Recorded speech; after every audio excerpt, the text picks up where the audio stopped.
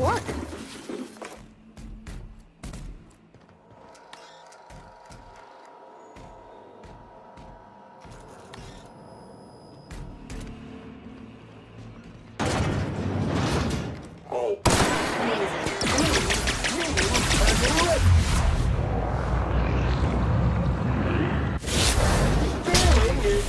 Unit's middle lane.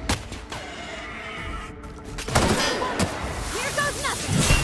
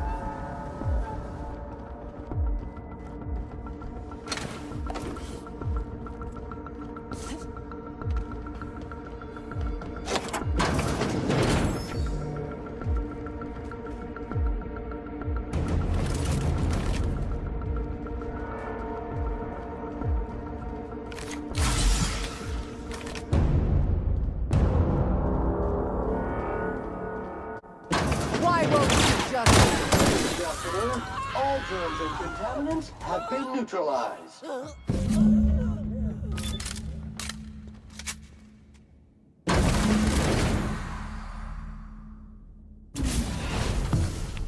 You don't know how glad I am to see you. You did the right thing. Akande was a monster. Her death was much deserved, and long overdue. And you lunatic, you broke into the board's own fortress just to rescue one doddering old man.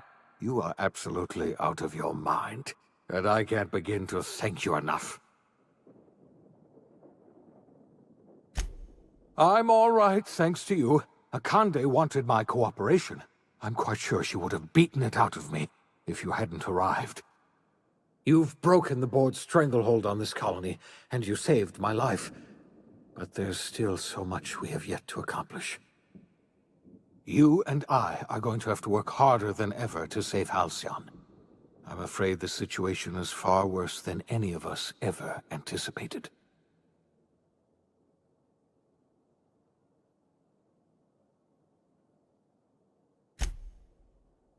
Earth has gone dark.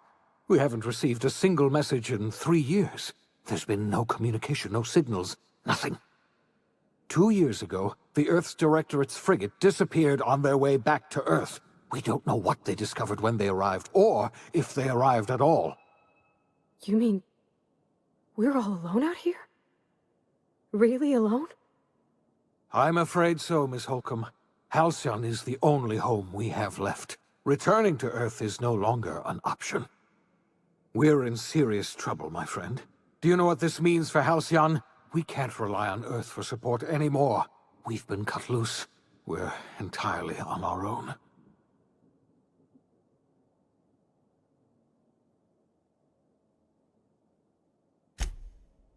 Yes, we do.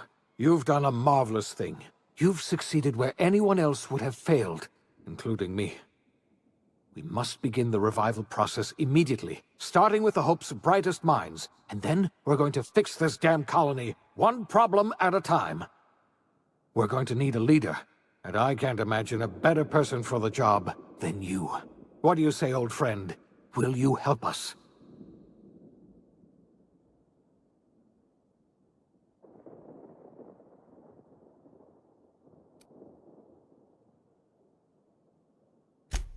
When I revived you, I thought you were going to help me save this colony.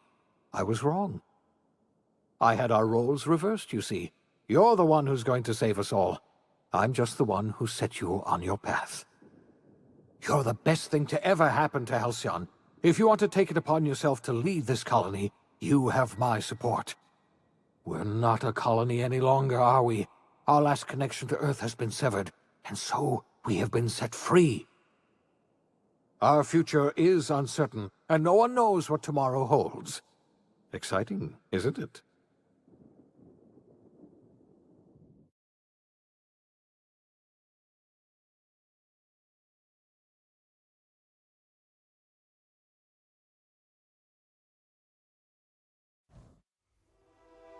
The OSI teaches that everything in the universe happens according to the grand plan. But the stranger that arrived in Halcyon was an unplanned variable. From the moment he landed in Emerald Vale, his actions altered the course of history. The events on Tartarus brought about the end of the board's authority.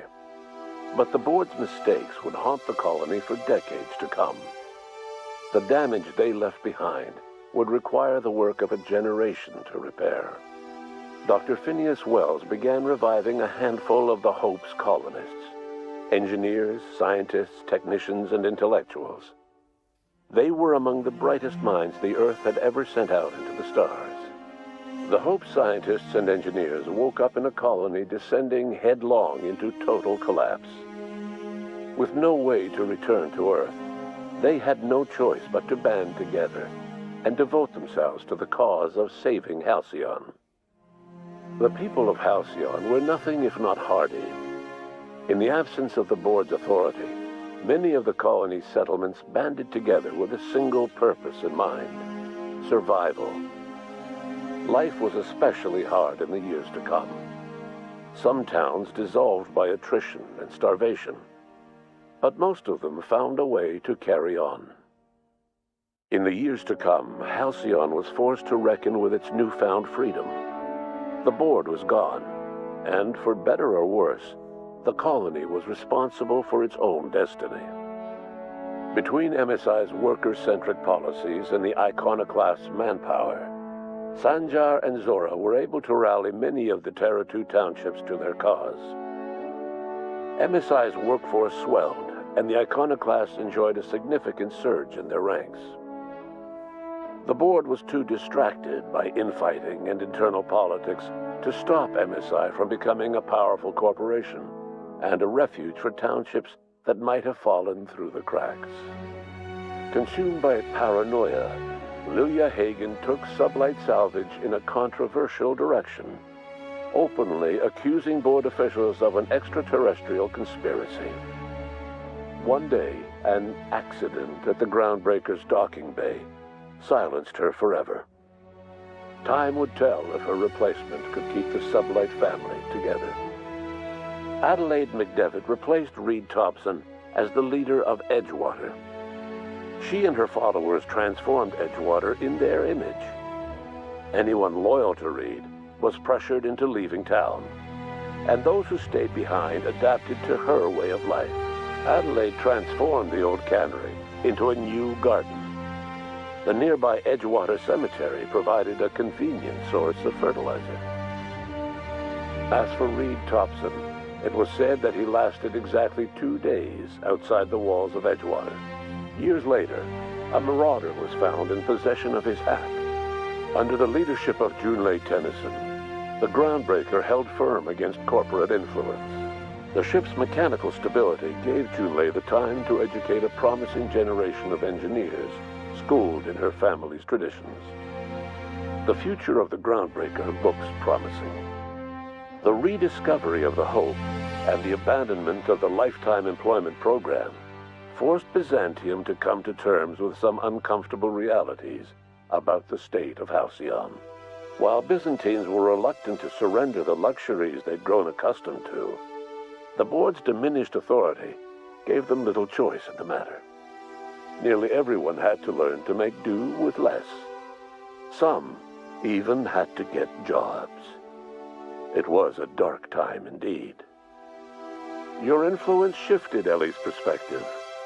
She finally admitted, albeit grudgingly, that she just might need other people. Sometimes. With a steady income from the life insurance payouts, she was finally able to afford a ship of her own. She hired a small crew and flew supply missions to communities on the fringe. Some of them were even legal. Life in Halcyon was sobering for Felix Millstone. The grand revolution he dreamed of never came. There was no great awakening for the colony, no celebrations in the streets. There was only the hard, desperate work of trying to repair a broken colony. Felix never had a head for numbers, but if there was labor to be done, he was there to help. Eventually, Felix realized that the work of a revolution was done with 2 hands. As much as he enjoyed his adventures aboard the Unreliable, the vicar, known as Max, eventually decided that it was time to move on, to live out the life he had sought so long to create. He knew there were many in the colony who carried burdens much worse than the ones he had struggled with, and he devoted himself to easing their suffering wherever he could. He only ever took up arms again to defend the defenseless. Unshackled from a lifetime of striving and fighting the universe and himself, Vicar Maximilian de Soto was finally at peace. Once the matter with the Hope colonists was resolved, Junlei bashfully asked Parvati if she'd like to join her permanently on the Groundbreaker, and Parvati enthusiastically, if somewhat awkwardly, agreed. The stories of her adventures spread across the colony, and Parvati soon found herself the center of attention. Having served as the engineer of a renowned spacecraft, tramp freighters and wildcat miners sought her out by name, and in no time, she was a fixture in the Groundbreaker's mechanical ecosystem. She and Junlei were never far apart. Nyoka returned to Monarch to take another crack at making a permanent life for herself. She formed the Charon Group, a mercenary outfit of ragtag survivalists and wilderness experts. Anyone in need of a guide or just looking to throw back a beer and swap stories could find her camping on the trail or clearing an infestation. The SAM unit that accompanied you spread awareness of the product line's superior sanitation and maintenance capabilities across what was left of the colony. This led to a boost in SAM unit sales. Did you know that SAM units are the longest-lasting, toughest-acting cleaning solution in Halcyon? Minister Clark was released from house arrest, and his contact with you gave him a sense of renewed purpose and vigor. Once it became clear that no help would be coming from Earth, he threw his considerable efforts and talents into helping Halcyon manage the crisis before it. As for Dr. Phineas Wells, he spent his remaining years in his orbital lab. He eventually came to terms with his own past and was able to forgive the mistakes of his younger self by devoting his remaining years to serving the colony. Dr. Wells was able to revive many more scientists and engineers than he first expected, thanks to the additional batch of chemicals you stole from the Ministry. Wells never forgot about the human lives that were lost in acquiring these chemicals. In the end, Dr. Wells was able to save every scientist and engineer aboard the Hope. Over the next decade, nearly all of the Hope's remaining colonists were successfully revived. Halcyon saw a period of rapid technological and scientific advancement. Breakthroughs in dietary supplements saved the colony from starvation. Geoengineering projects and social reforms began to change the structure and character of the colony. Dr. Wells laid the groundwork for the project to save the colony, but he would never live to see the fruits of his labor. He passed away a few years later. His work was carried on by the scientists and engineers he revived. Today, Halcyon has stabilized.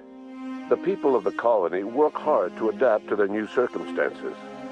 Nearby colonies send aid and supplies.